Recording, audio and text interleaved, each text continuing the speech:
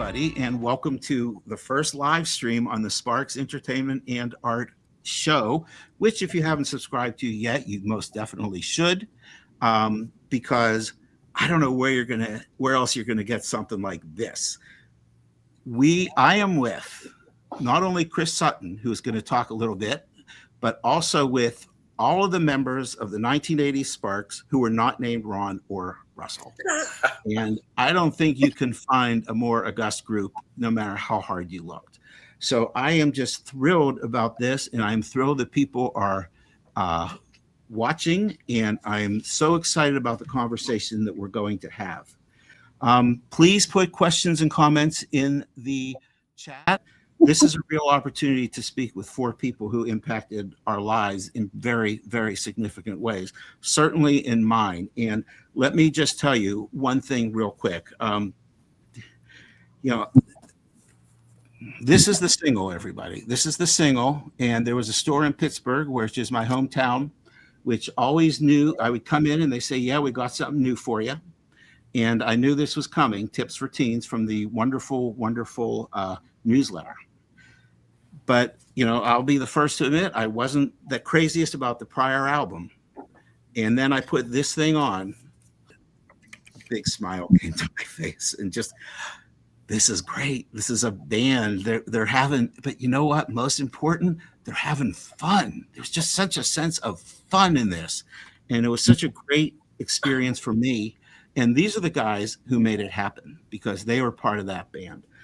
What I would like to do is to go ahead around the room and just ask everybody to introduce themselves a little bit to our great group. I will start with you, Les. Okay. Hi, I'm Les. I hate going around the room. Well, let's do it early and then you don't have to worry about it anymore. Yeah. Oh, there you go. Hi. Glad you guys are all here. Right. Well, Les Bohem is the amazing bass player for the band, and we have a lot of questions for you, Les. A lot of people are so happy to see you and want to hear more from you. David Kendrick. Hello, David Kendrick here, drummer in Bates Motel, Gleaming Spires, and Sparks, and songwriting. Yeah, absolutely. And may I say, I consider David an old friend. This is our third or fourth go round doing various interviews and conversations. And so, David, I am so happy to have both of you here. We have the whole rhythm section. Now let's move on to the guy who played some of the synthesizers, Mr. Goodwin. Hi, I'm Jim Goodwin. I apologize for my voice being so hard to hear, but I'm very happy to be here. And appreciate everything you've done to put this together, all you guys. Cool.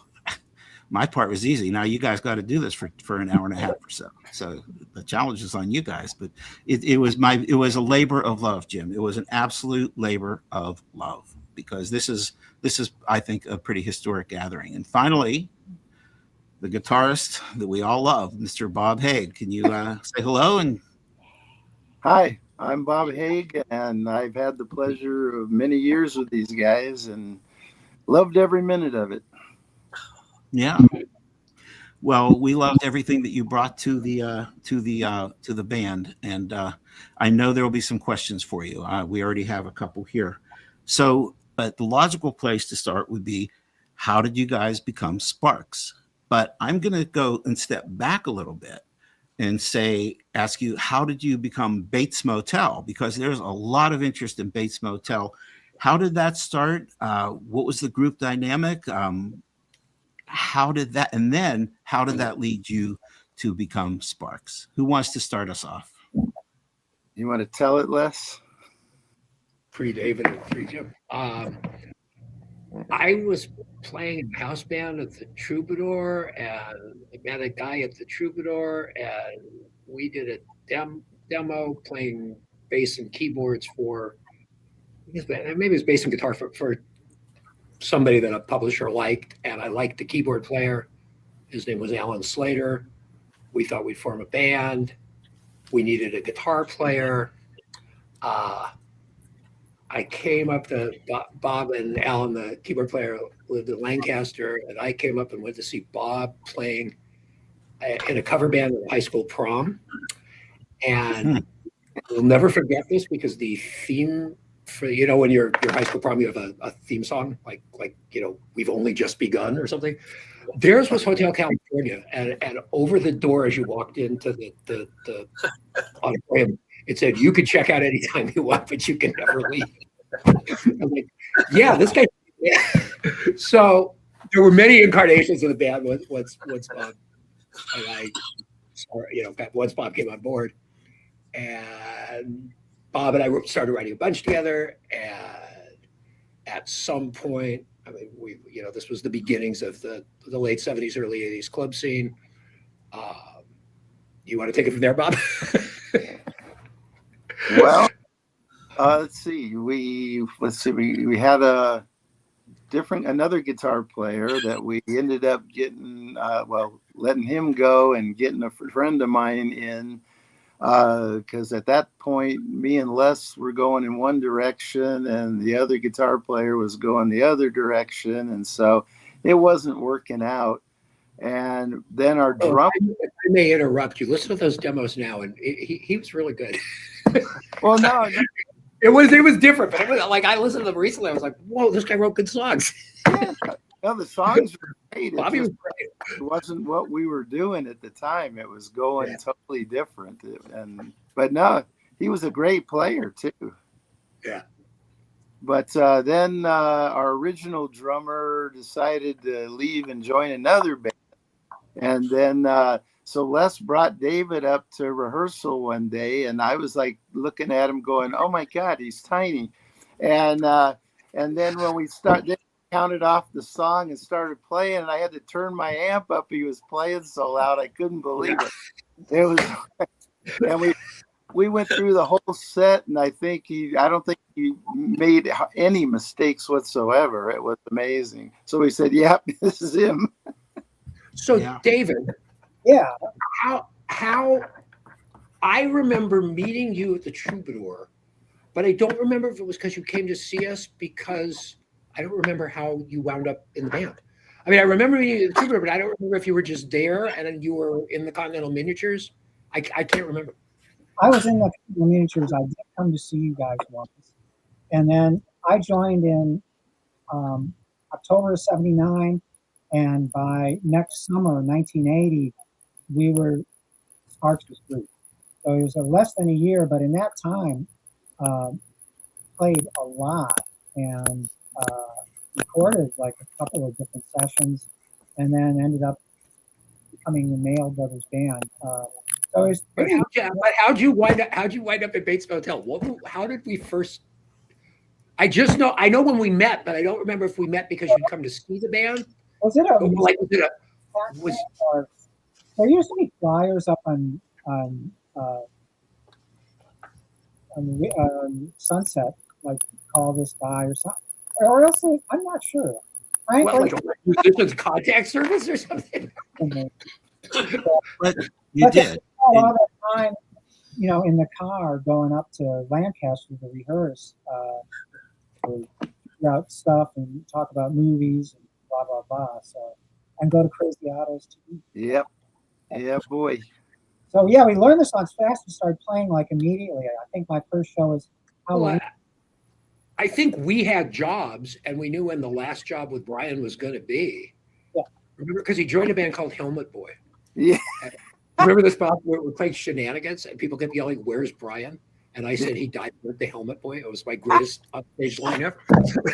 Now, how long were you guys Bates Motel before your fateful meeting with Ron and Russell?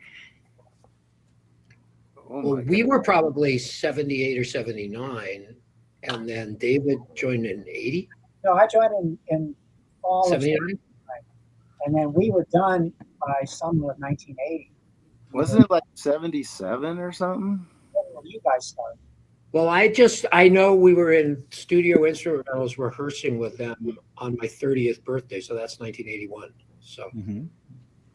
So it wasn't too long after that you had the fateful meeting with Ron and Russell. I know the story, but I'm sure a lot of people don't. But I haven't never heard it from you guys. So who would like to take a shot at talking about that fateful meeting?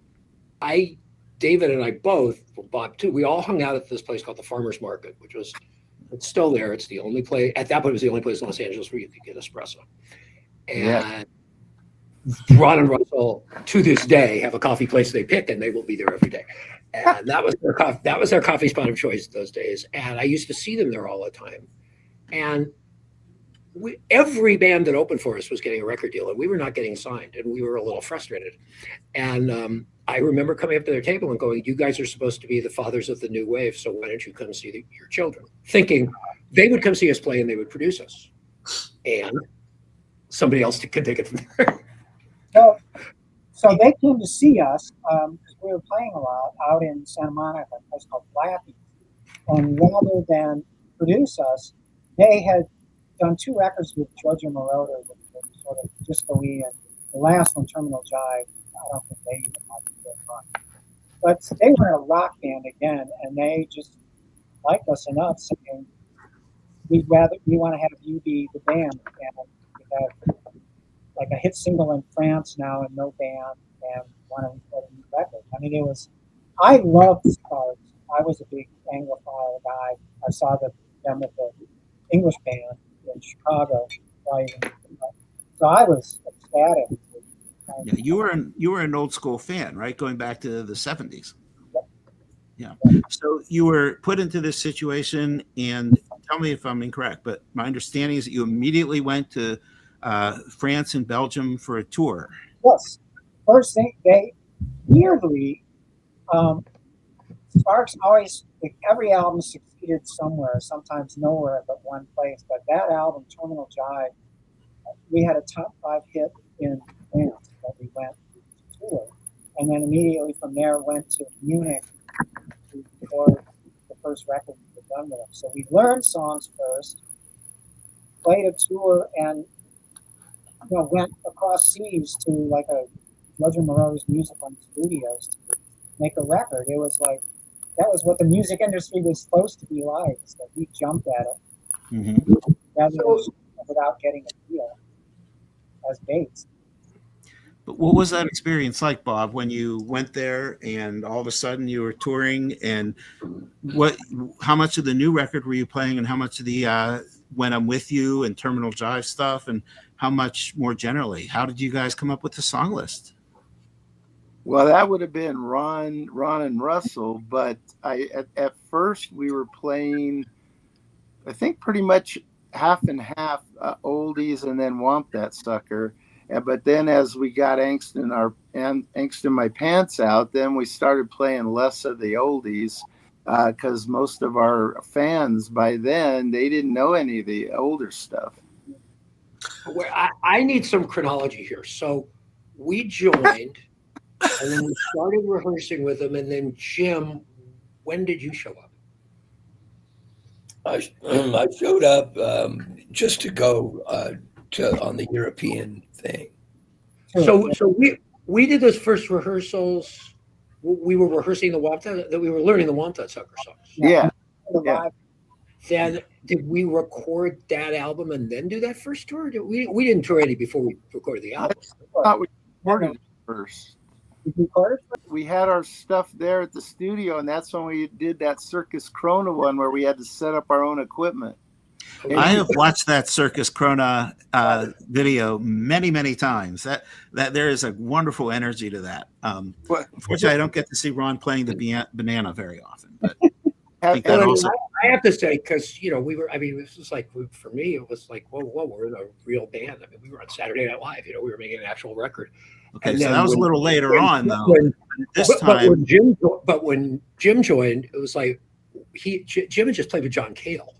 And so, I was like, oh my God, we're getting an actual rock star in the band. Yeah. That was super. Like every step of the way, there was all this really exciting stuff. But I can't get my chronology right for when. Well, Jim, that's one of the big questions: is how much did you actually play on "Angst in My Pants"? Because your visage is right there on the cover. I don't think I played at all on the records. There's that album. I think I was. One album I was credited as just being, I think that on that album I was credited as just being a member of the band, as if I had played. You were. And I didn't play. And then for the next album, they changed my credit to additional concert keyboards. That's right. That's right. That's right. That's right. Yeah.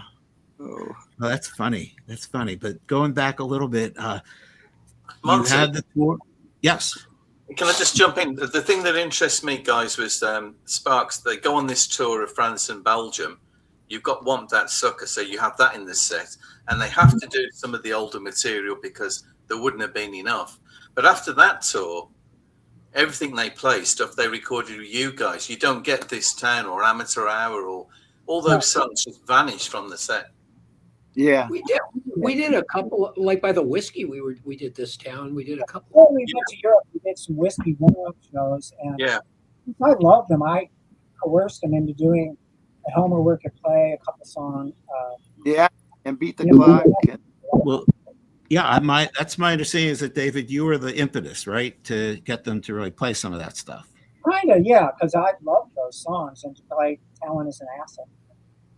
But it's great that you did that. But it is true that as you toured, those songs kind of went away a little bit, and they really focused on the newer stuff. I think it's interesting because it does show what you guys were offering with Ron and Russell as a band, that they do develop this identity through the 80s of being in this zone and not dependent on the old material. I think it's really, really refreshing. With Womp That Sucker, were you two-part question? One, were you guys surprised by K-Rock and its responsiveness to that music? And two, did you ever think about touring Europe with that album or the later albums?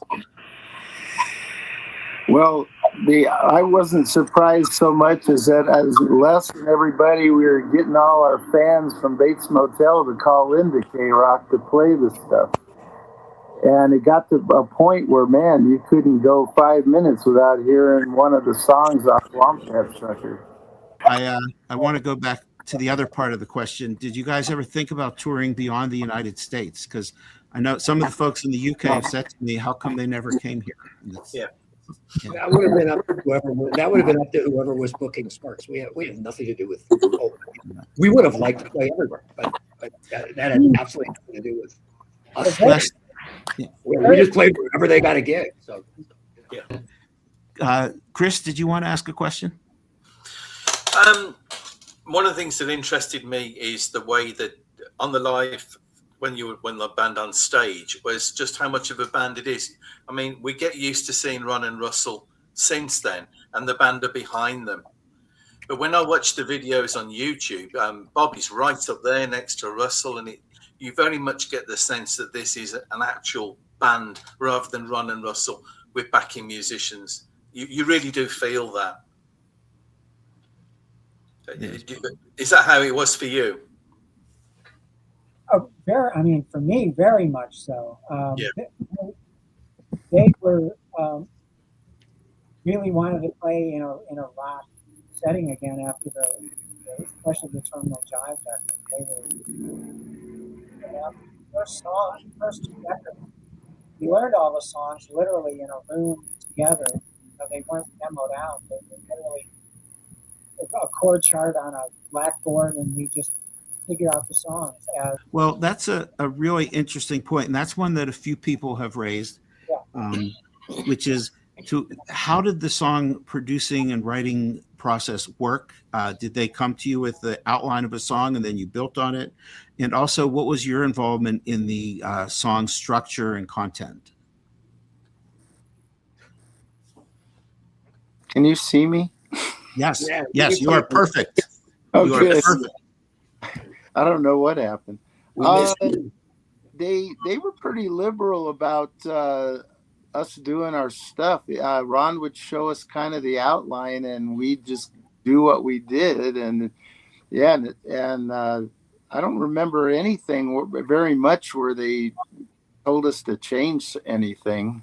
Yeah, for sure. We all came up with our own parts, and they were happy to be working with other people again from the beginning of the songs. The thing that fascinated me also was there weren't lyrics. There was a title, Yeah. and just kind of nonsense melody line that Russell would do, but the lyrics weren't done until right before the recording. Yeah. Well, as I think I said to Chris, scrambled eggs, right? Yeah. That would be the most famous version Yes. of somebody doing that until the song got finished. Yeah. Well, I mean, why? I don't think that they're known for waiting to the last minute to write the lyrics. Why was it? Just because things were moving so quickly at the time, or why do you think it was? They were just working on it in their hotel room and then bringing it to you. I asked Ron. He Yeah. literally, I remember once in a while they were done almost the night before. It was mind-boggling. Yep. You know, I've written 2 songs my entire life. And how many has he written now? And he writes these things like I married a Martian overnight. I mean, that's just not fair. But all right, this isn't about me. This isn't about me. This is about you guys. Can I just ask you, are there any incidences where you had something or a melody and the song came from you and then they worked on that? Did it all come from Ron and Russell? I would say absolutely not. Hey, they let me do the tab cans on All You Ever Think About Is Sex. Hey, Yes. I sang a verse or something, didn't I?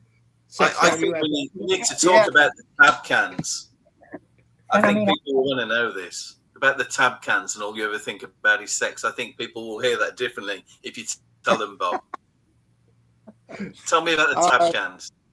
Well, I had this ability to crush these tab cans and turn them around and crush them again and again. I guess I drove everybody crazy with it. So we put it at the start, and I think I doubled and quadrupled it, and it was this big old sound. It was pretty cool. I mean, that wasn't Dave. All about that. Yeah, it was really irritating. Now that you mention it.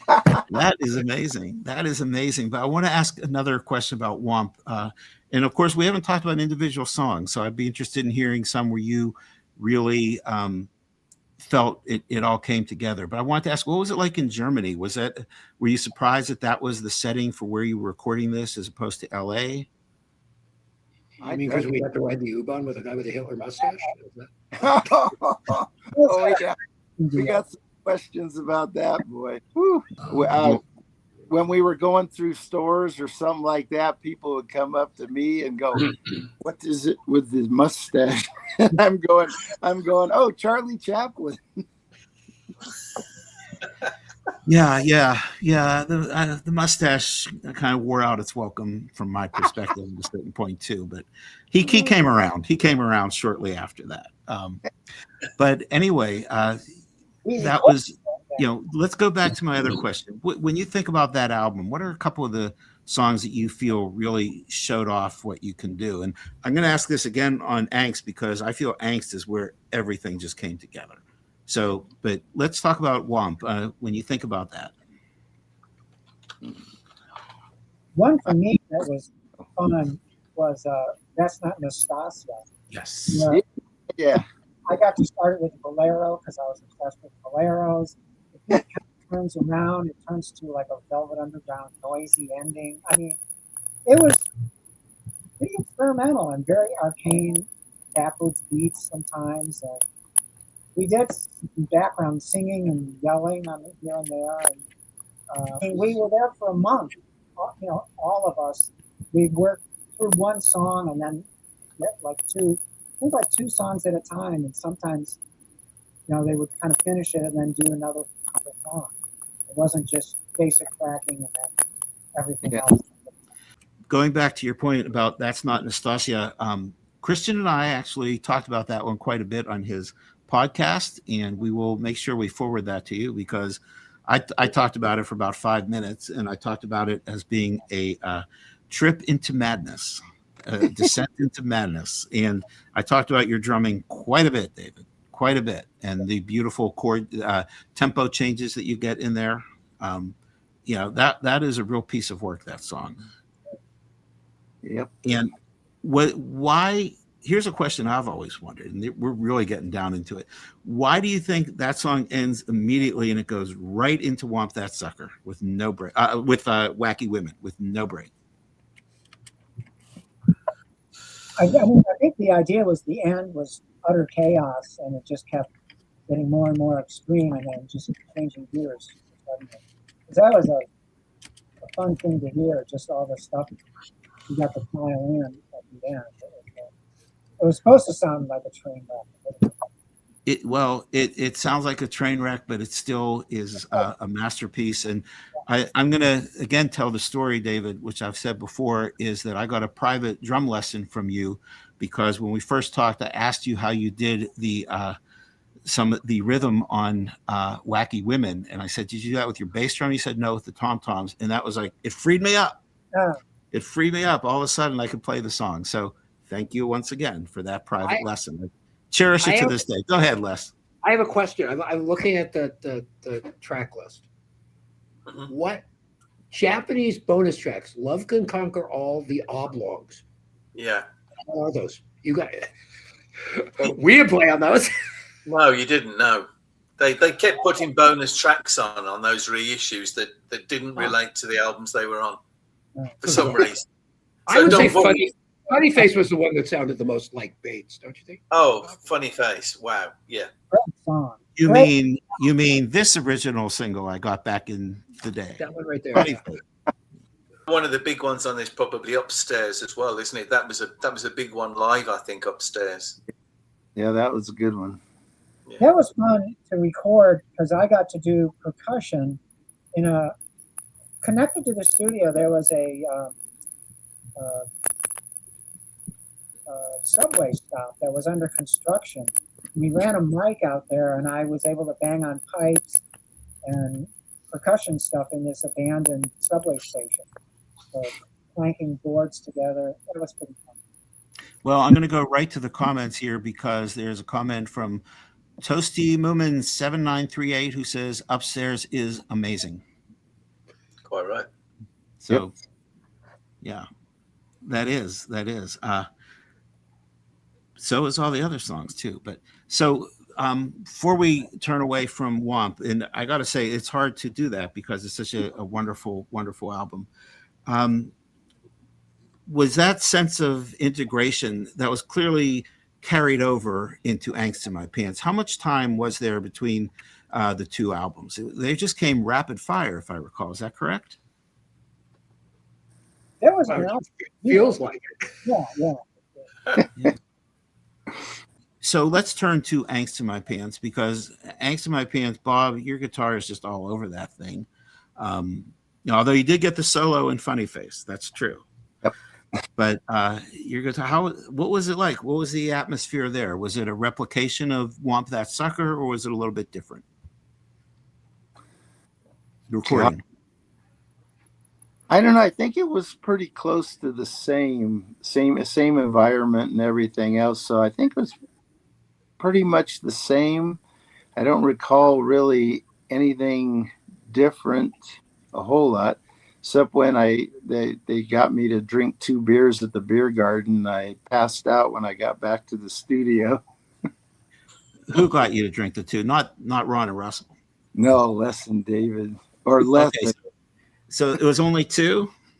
Well, they split one. There were these huge mugs, and I said, "Oh, you sissies!" And I drank 2 of them, and I came back and passed Now, out. to be clear, that was the only time in any of this entire special that there was any drinking or anything.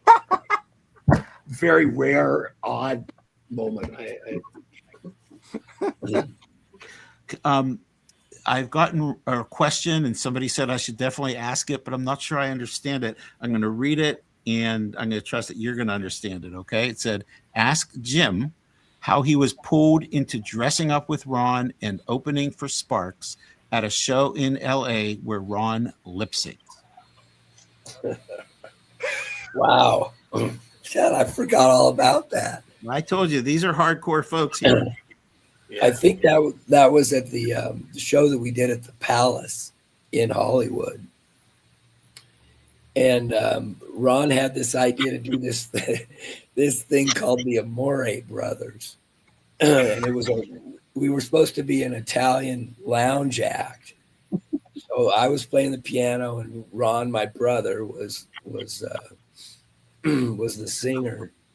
And I forgot all about that. God, I don't even really remember how we rehearsed it, but we dressed up. I remember Les saying that I was scaring him because I wouldn't come out of character as Tony and Tony.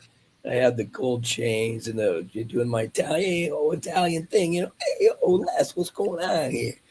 And he was like, Jim, you need to stop doing that. I was like, what are you talking about? Hey, it's me, Tony.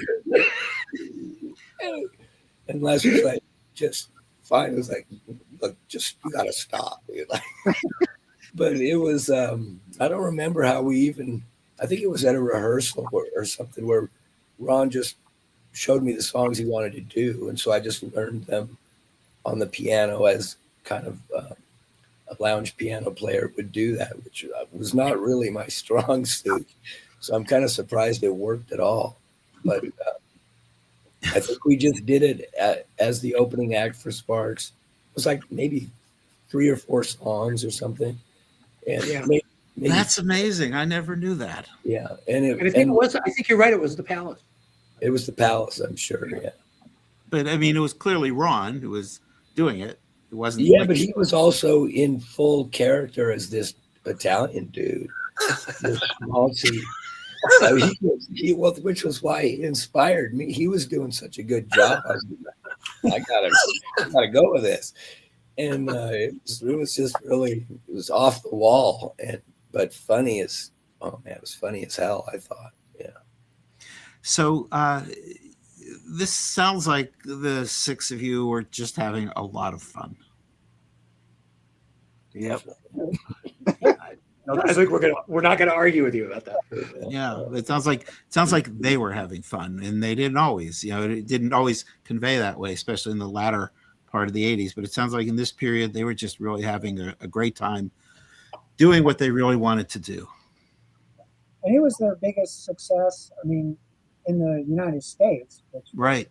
I mean, that's where we lived. So it was very gratifying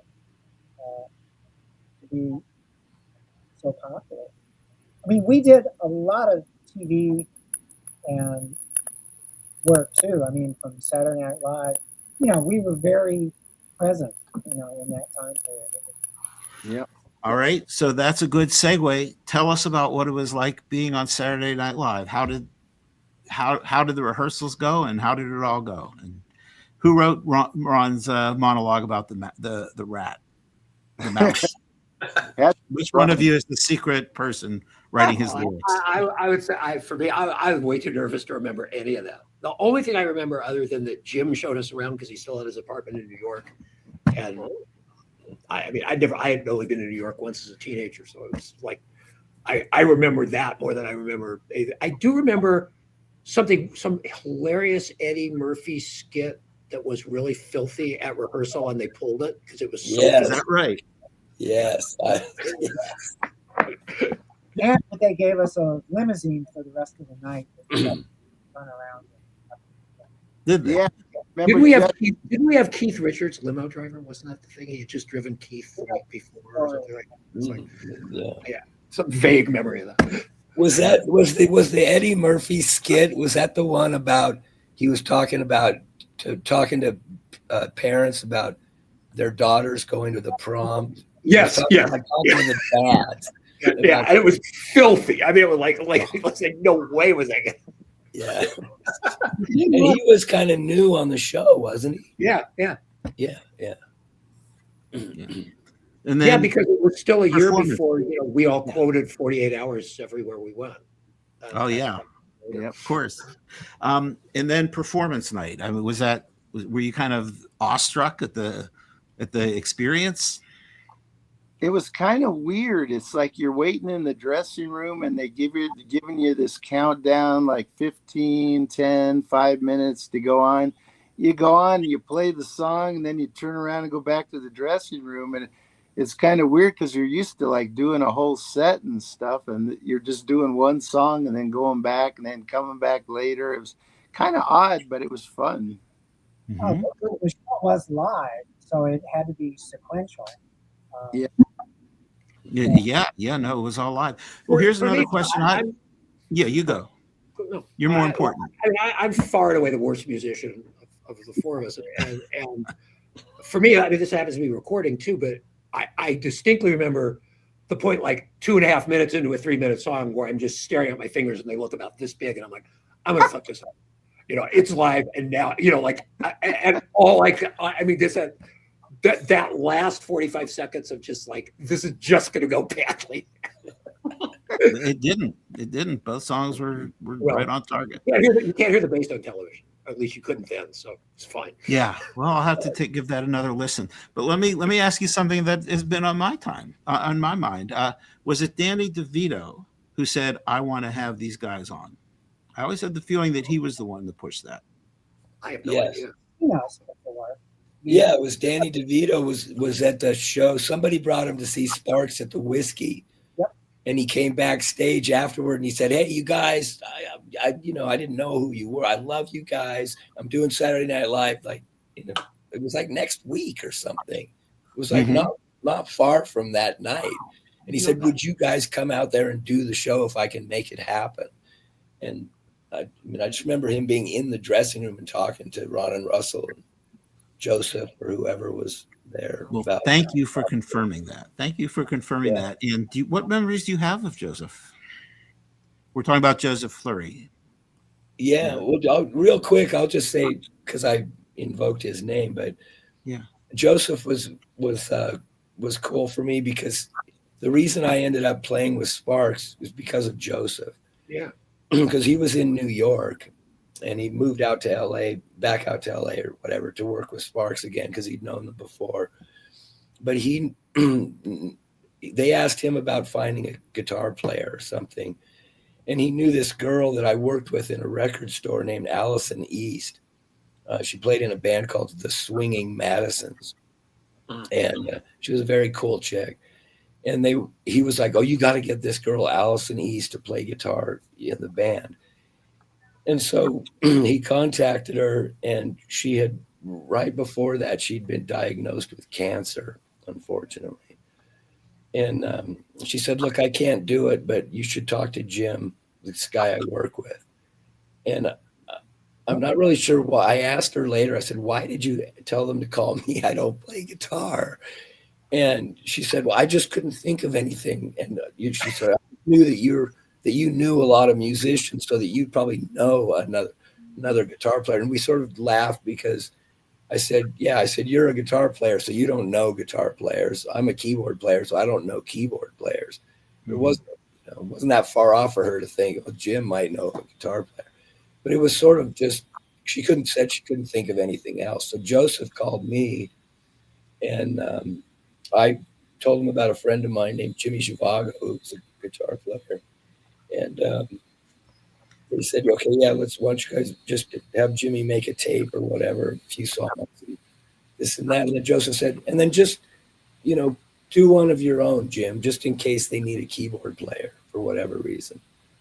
And I was like, okay. So Jimmy and I think we made a cassette tape of some of his songs and some stuff with me playing and whatever, and we sent it to him. And then weirdly they got back to me and said, we didn't need a guitar player, we had Bob, but we do need a second keyboard player to play some of the synthesizer stuff that's on the albums. And I was like, okay, I'll do it.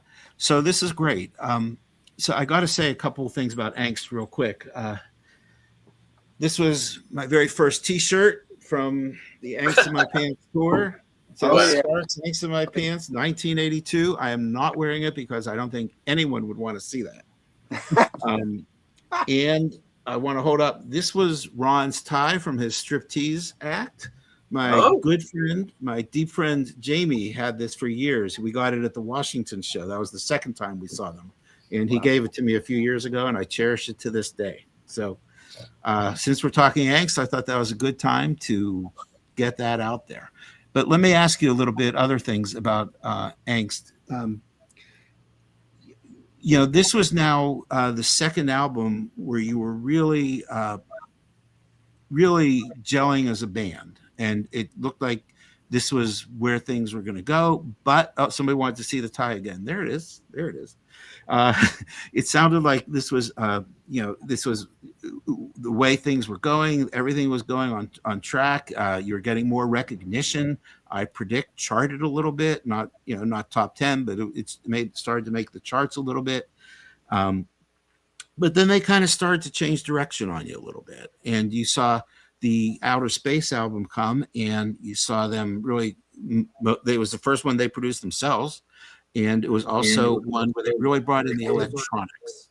So what was the thinking at that time amongst all of you as you were dealing with this evolution in the sound?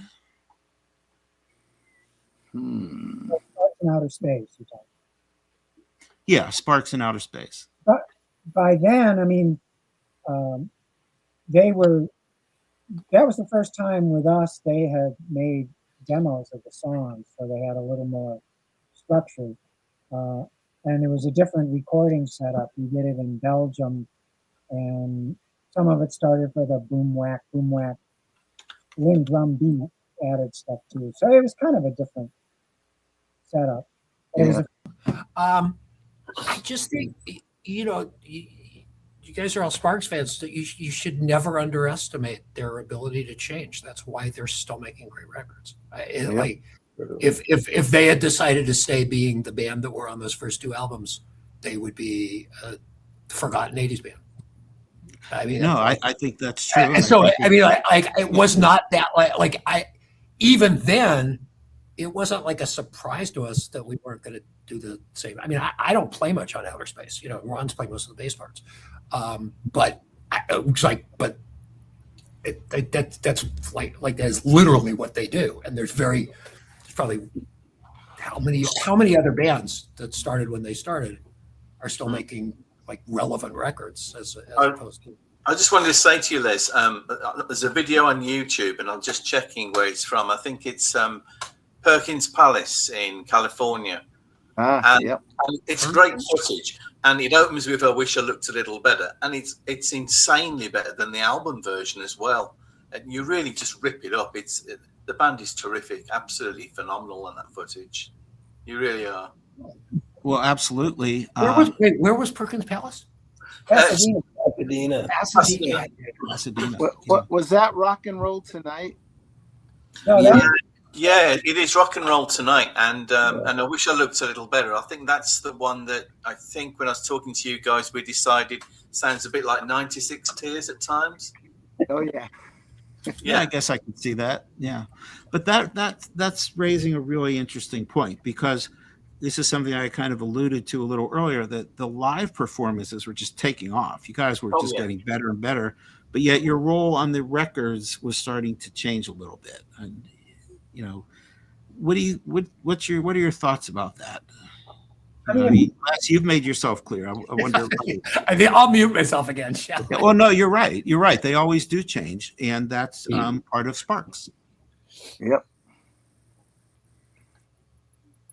Yeah, I think we all kind of knew from the start that it wasn't going to last forever, and that because if you look at the past, the bands don't usually stick around that long.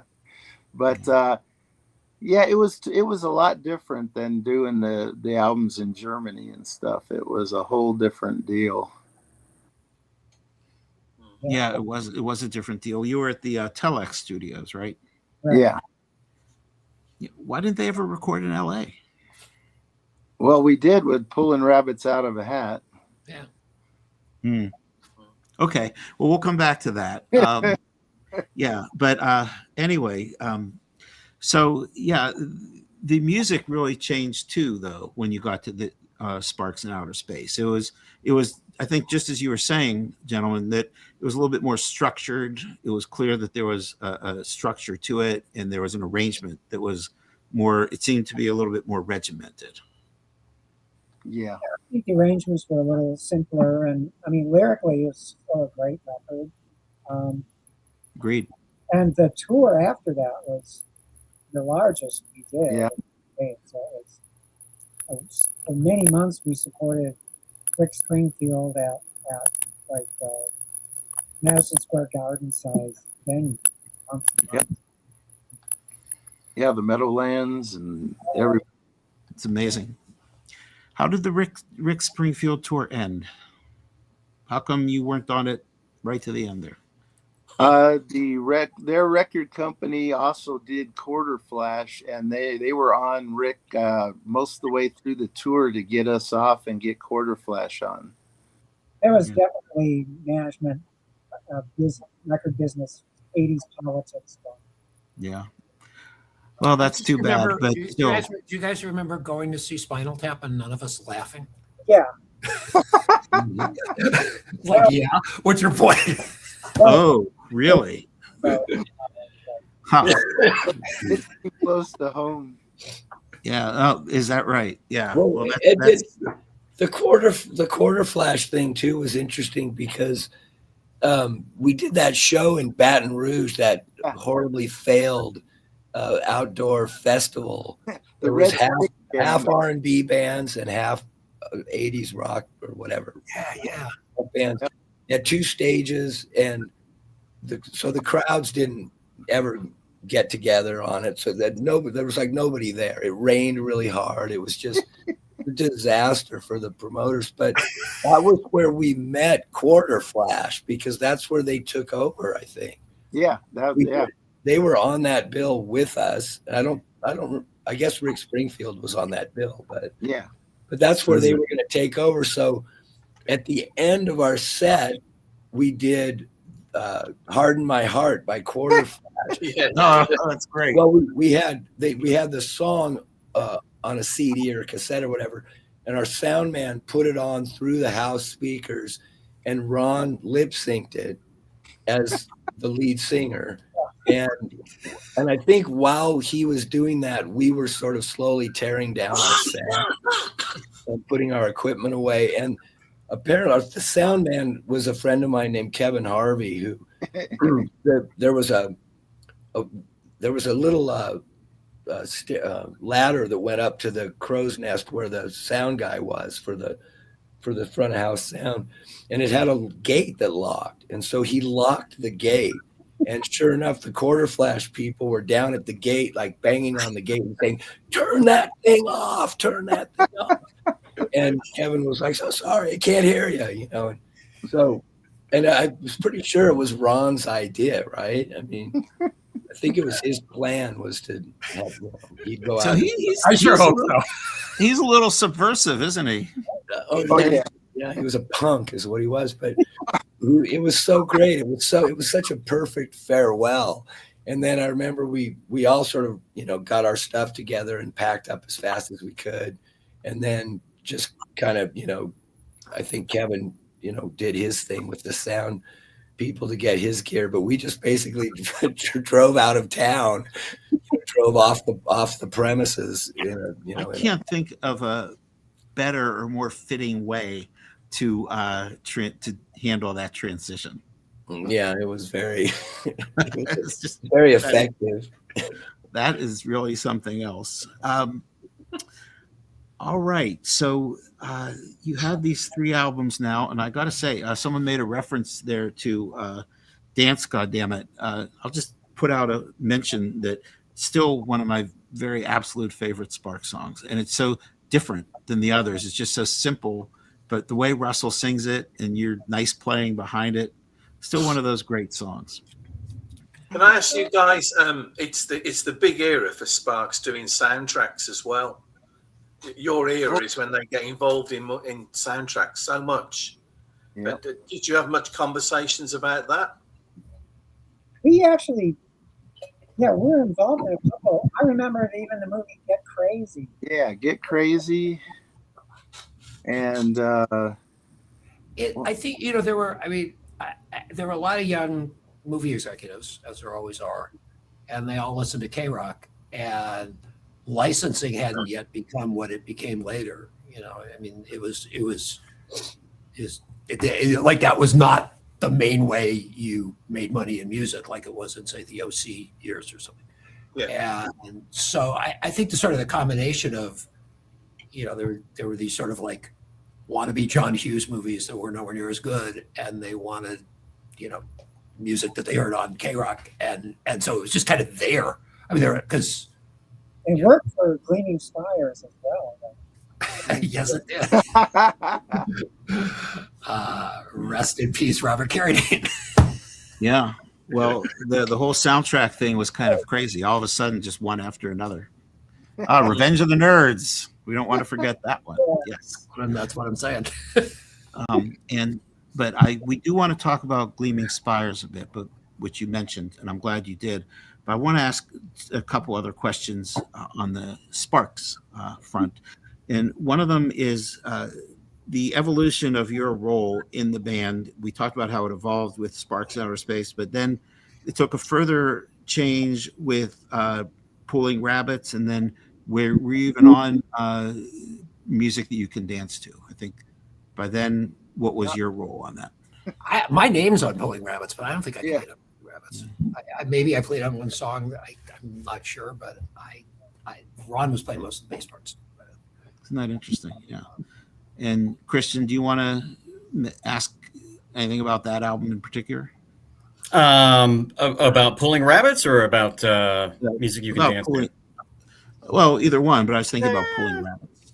Yeah. I mean, it seems to me from what everyone's already discussed that there wasn't a whole lot of input from you guys on either of those records. Or is there something memorable from any of you guys that you can recall in any of the tracks on those two? Because I don't hear much. I think there's one song that it's not coming to me that I do hear some guitar on that I thought maybe could be Bob on Rabbits, but yeah, I played on a few songs, but it was a whole different deal. It was kind of different. Yeah, Right. It really is. Did you go ahead? Did you guys tour with Pulling Rabbits? Not extensively. We did pretty much West Coast only. Yeah. I was gone by then, right? Gone by then. I'm looking at these songs. I'm like, yeah, I never played these songs. I only remember playing a couple places, I think. I don't remember playing much after that album. Full tour. And the last album, the Music You Can Dance To, was again just California. And I did one TV tour with the Mail Brothers in Europe then, but it wasn't the regular band. Yeah, I remember you stayed with them a little bit longer. Yeah, but when you think about that whole experience and your time with them, are there any particularly like humorous stories that keep coming back to you in your minds? Just you've given us a few. I'm just wondering if there's any others that you wanted to kind of convey a little bit. There were a couple of songs we worked up that never got finished, and to this day, I still remember. There was a song that was going to be called One Nut. And yeah. One Nut, all it takes.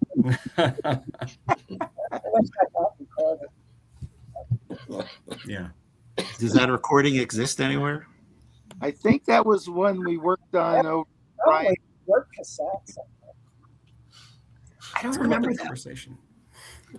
Who else has a memory that they want to share that I didn't get to?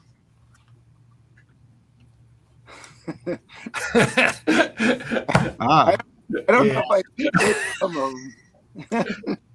What was that? I said I don't know. I don't think I should say some of them. Oh, okay.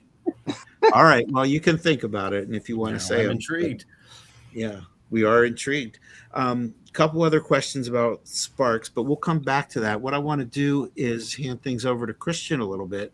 You had some questions about Gleaming Spires.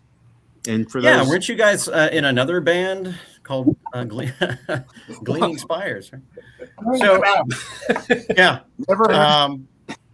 So I've been going back and listening to all the those re-releases that came out just a few years ago there, and I think David, you may have been. We talked years ago for a little bit. There was his name is Chaim O'Brien Blumenthal.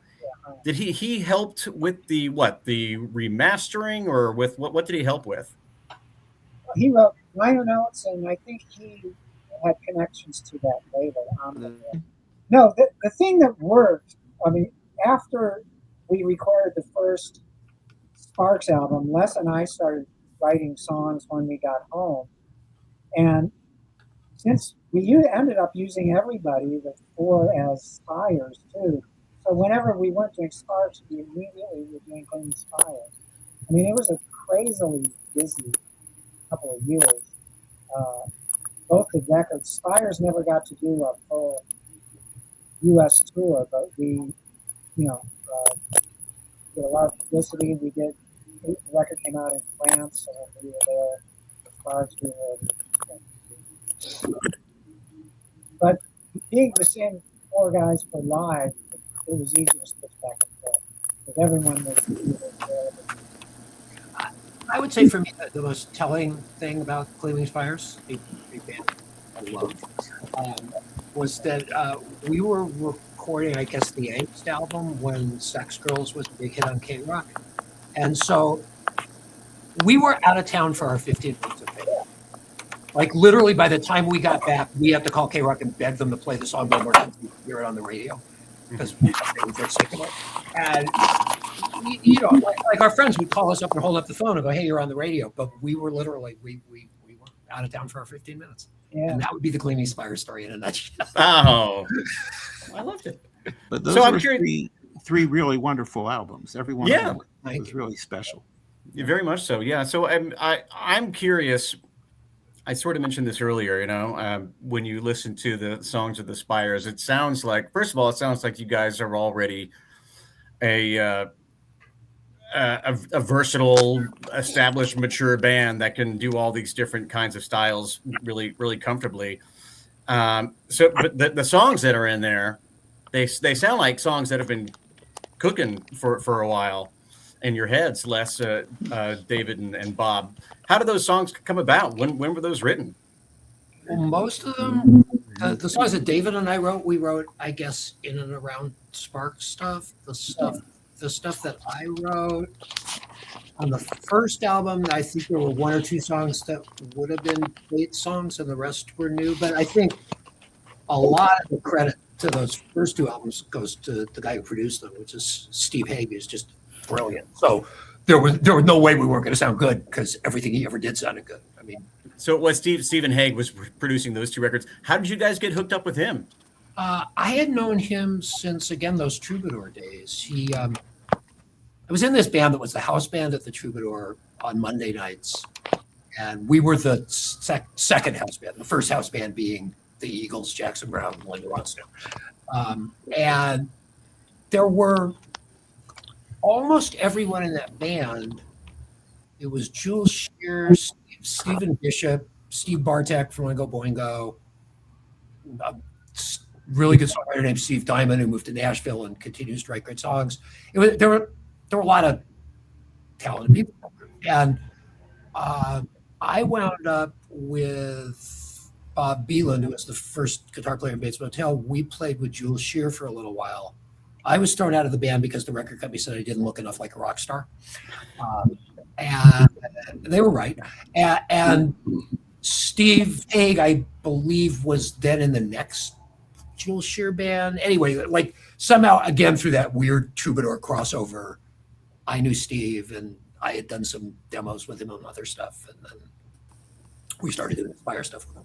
So I want to read this comment to you before it goes away because it goes up. It says, someone said, "I love 11 Blue Men recording of It's All Right, Ma, I'm Only Bleeding," where you can hear Les audibly destroying his vocal cords. Yeah. To which someone responded, "That is so great, an epic version of the Dylan classic." I believe the reason that I couldn't sing, I mean, I never could sing, let's clarify that, but the reason that it was gone for a couple of years was we recorded the whole thing and I got two of the verses in the wrong order. And nothing irritates me more than somebody not getting every word to a Bob Dylan song right. Even though I'm sure Bob couldn't care less about that. We've known that for years. But so we had to do it all again so I could get it all in the right order. We could literally use Les's tonsils were on the floor of the studio. Well, speaking Well, of that was covers, yeah, go ahead. you guys, So speaking of covers, I guess maybe it was for the Roger Corman movie soundtrack. I don't know, but you did "Suspicious Minds." It's an amazing version of "Suspicious Minds." How did that? Whose choice was that? We Spires did a fair amount of live covers. We did everything from ABBA to Supremes and Suspicious Minds. Yeah, So that came from your live shows? that was a live show. Okay, great. Yeah. To this day, my favorite thing is to go see a band that I love when have them do a cover. Yeah. It always makes me happy when a band I love is done. It's like, oh, when you like that, I love that. So. Yeah, we never messed with them too much. I mean, we picked songs we truly liked and just did them the way we would do them. We didn't really do a take on. Bang up version of "To Serve with Love," which we never recorded. Yes. I do love that version of "Does Your Mother Know?" That's an interesting choice. It kind of doesn't age well, does it?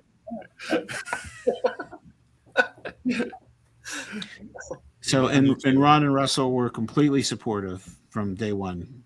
They wrote our liner notes for the first album. I know. Yeah, absolutely. Yeah. So, and there's. Go ahead. I'm sorry. I'm curious about. Are you ready for the Sex Girls? You said, Les, you had to beg K-Rock to play it. Well, only because they had played it so much that by the time we got back to play it, they were done. Gotcha. It's just literally like I said, we missed the point. Because you guys made a video and it wound up on rotation on MTV and early MTV, and then it's on Revenge of the Nerds and Last American Virgin. So that song got around. Did that feel like that boost you guys' profile or confidence or anything like that? Well, the fact that it all happened when we weren't really around to promote it in a way was very affirming. That's like, well, if people actually like a song and they hear it, it can become successful without just being, endlessly pushed by the artist. So it was a weird mix, and as was everything in Gleaming Spires. Can I ask you guys why you changed your name from Bates Motel to Gleaming Spires? What was the thinking to change the name? It was a different project. It wasn't like we changed our name. It's just like it was a different. Yeah, and why Gleaming Spires? Where did that? You would have to ask David that. David, where does Gleaming Spires come from? I always say it was a term of architectural endearment, but it was a phrase. The long tradition of dick joke bands like Steely Dan and Pearl Jam. Oh. In other words, you don't have to think too deep about it. So there's a question that's come up twice. I'm going to segue away from Gleaming Spires a little bit. There's a question that's come up twice, and then people said, yeah, I really want to hear that. So I'm going to go right ahead and ask it. So I before it gets lost here, it says, this is from Fluorescent Channel, and this person asks, it's lost, but I wrote it down. Do any of you remember an incident in Hawaii where Ron injured his hand and the show had to be called off? Well, I didn't think we called it off, but I think it's sound check. Yeah, I just remember something about that. Yeah. We did do the show because we had Jane with us for that. Yeah, I'm sorry, David, what was that? No, we did play out there because Jane Weaveland was along from Go-Go's. We did do the show. Maybe. Yeah, I think it was sound check where he cut his hand, but we came back and played. Yeah, okay. He's a trooper. He's a trooper. Oh yeah. Okay. Well, there's the answer to the question then. All right, and what I want to do is to welcome Larry Graves, who is another social media individual who has done a lot to support Sparks and to advance their cause. So, Larry, welcome to the show. Thank you. I've been a Sparks fan, as you can see, for a few years. And I actually I don't know if any of you remember, but I saw you guys play in Toronto at the El Macombo in 1982. You're actually supposed to play on the Saturday, but it was postponed so you could play Saturday Night Live. And I saw you 3 nights later at the El Macombo. Do you have any memories of the El Macombo? I remember playing. I think I remember playing there, but I also didn't we play a festival there in Toronto? But you were saying less about the Toronto show. I have nothing to say about the Toronto Stage. I was agreeing with Bob. Yes, we played there twice. I remember that we played the El Macombo. I have a vague memory of the direction the stage faced, maybe. Okay. It does get a little blurry. All right, Larry. Anything else you want to add or ask about? I just want to say, thank you for all of the great work you did in the 80s with Sparks. Those albums are just so good. And, I just want to also mention that I did finally get to meet Ron and Russell last September when they were in Toronto again. And their career sort of really took off with the Sparks Brothers documentary. And do you have any thoughts on the Sparks Brothers documentary? Other than Edgar did a really good job, and it's great somebody did it. And a lot of people I hadn't seen in 30 years came out of the woodwork after they saw it, so that was nice. Yeah. It was great. It was nice to see it. And so I'm going to ask another question here. Flea's interview is really, really good. My favorite interview in the doc. Yeah. So another question was, and I didn't remember this to be the case, so you guys can fill us in. The question was, ask why the band exclusively used Endodyne guitars and Vistalite drums. Bob. Well, let me unmute Bob first. That's on Bob. Yeah, I built the guitars, and they were named after our rehearsal studio up in Lancaster. It was called Endodyne, so I named the guitars that. Had decals made up and stuff.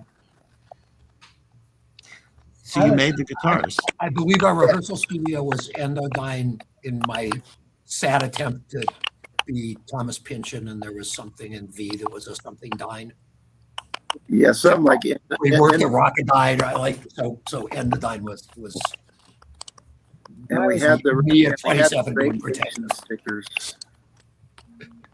And David, your thoughts on the Vistalite drums? Because as you know, I'm a drummer too, as we've discussed, and I've always noticed those big drums you had. Okay, I think you're on mute, but I will. I'm from Chicago. I always loved Ludwig drums, and those Vistalite drums were the John Bonham, the biggest drum sound of all time. With plastic drums that people said, weren't as good as wood. So I was very happy to play them, and I love big oversized drums. Yeah, no. Yeah. Well, what do you play now? Same kind of drums? I still use Ludwigs, but I use wood ones. I just got my Charlie Watts style Gretsch drums. They were one of my bucket lists. I'll send you a picture. If I was really talented at this, I just showed the picture. But I can do that. But all right. So a couple last questions just as we start to wrap up. I mean, I want to make sure that you have a chance to express whatever it is that you want to express. But it sounds like you all look very fondly on this period, and it was a good period. Not the only thing you did. You had great careers outside of this, but this was a special time. Is that a fair characterization? I have no problem with that characterization. No, that's nice. Yeah. Anybody want to elaborate or? Years between the two bands. What a thrill for you to play with that band. And somebody in the comments, by the way, said, well, they love the 70s band, but you guys were just as good, if not better. So there you go. You got a lot of people better. Yeah. It was different. Different. Yeah, that's a better word for it. How long do you see Ron and Russell doing this? This year, and it like they're still doing it. Now they're playing songs from the first way to new. So I really don't know. I mean, They played the Palladium last week with Gorillas, like Right. 2 sold out nights. Right. Yeah. That Gorillas song was great. It was really, really good. Yeah. It is a great Gorilla song. It is a great. Now people are wondering if they're going to show up on Saturday Night Live. But so you guys have given us so much to think about and so much to enjoy. I just want to give everybody here, including Chris, Christian, and Larry, a chance if you have any final thoughts or final words that you want to say. And I want to go around and just let everybody kind of sum up their experience and what it meant or what they're doing in the future. And I think one of the things I want to be sure to plug is the Gleaming Spires 2021 re-releases. I don't think we mentioned them, but they are really, really excellent. They are really excellent. People should check them out. David, very good. You have it. So, we have somebody in the comments who said that Angst in My Pants was an absolute peak moment in Sparks history. That's a tribute to all of you. And I just want to open the floor and see if anybody has some thoughts that they want to convey as we wrap this up. I just want to say thank you for getting back together, because today is my 68th birthday and I got the old band back together. So thank you. Larry, you always make it all about you, right? Happy birthday. I can Larry. say that to Larry. I can say that. Happy birthday. It's all downhill from there, too, Larry. Yeah. But go ahead. Anybody? Yeah. No, it is great to have you guys all together. Absolutely. But anyone want to throw in a word? Is there anything else left? I'm sorry, what was that? I would say in all my history of bands, I'm super proud of those first couple of Sparks records. But as a fan of the band too, I think it's one of their very best phases. So I was very happy to be involved with it. And I'm still tuned to this day. So anyway. Well, I'm glad you said it. I have drummed along to you, David, and your music many, many times. The decline and fall of me still eludes me. But, I will add this at the 21 by 21 spectacular they did a few years ago. At that time, I had a conversation with Steve Nister, who was the drummer, and I asked him, of all the Sparks drummers that you had to kind of get into the mindset of, who was it that really stood out to you? And he said, without a heart, without a break, he said, David Kendrick. He said the things that David did were just another level. And so you have a lot of fans. So thank you from me as a drummer. I really appreciate it. And keeping up with you is an eternal challenge, but I'm going to keep trying to do it. Bob, any thoughts? Just some of the greatest times I ever had playing with these guys over the years. It's great. I got a lot of memories.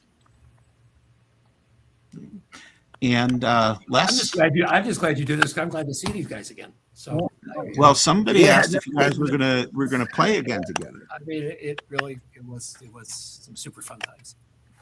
But somebody asked if you guys were gonna play again together. They want a reunion. A fair question. We'll tell them to keep waiting. We'll keep them to keep waiting. And Jim, I saved you for last because there is the one question I want to be sure to ask was, in an interview, Jim once mentioned a stage routine with smoke coming out of Ron's jacket. I've yet to find fans who have seen or heard of it. And she wanted to know if you remembered that. And she gave me a very extensive quote, which I'll be glad to share to help you remember. But does that ring a bell to you? Smoke. Smoke coming out of his jacket. Yeah. Well, the point was, that he was maybe for Nicotina or maybe a different song. Gosh, I don't remember that. Okay. Well, that's a fair answer. That sounds kind of vaguely familiar, but I had forgotten all about your lounge act too. So yeah. How did you and Ron divvy up the parts? The keyboard parts? Yeah. Ron would just play whatever he wanted to play of the parts, and whatever ones he didn't play, he said, Jim, you play those. I guess that's a pretty logical way to divide it up when you're on mail. Yeah. All right, gentlemen, this has been absolutely terrific. And I want to urge everyone to check out some of the great solo work that's been done or group with other bands. David's Empire of Fun work. Right there, I have the copy of the album that you gave me. I should have had it ready to go. And last year, 2017 solo album, Move to Duarte, is coming up, is a great album. There's a lot of people really know your work, and I recommend it to others to do the same. And is that it? Any other questions, or are we going to wrap up? Can I mention just one thing? Later this year, there will be a Bates Motel live record coming out. End of summer, early fall. It's Okay. a whole live set from the Starwood and additional stuff from the Whiskey A Go Go. And it's That's fantastic. Keep me apprised of that, and we'll make sure we help get the word out on that. Good. Okay. That's a great way to wrap it up. So thank you all, gentlemen. This has been absolutely amazing. I can't thank you enough. I have lots more props here, but I'll save them for another time.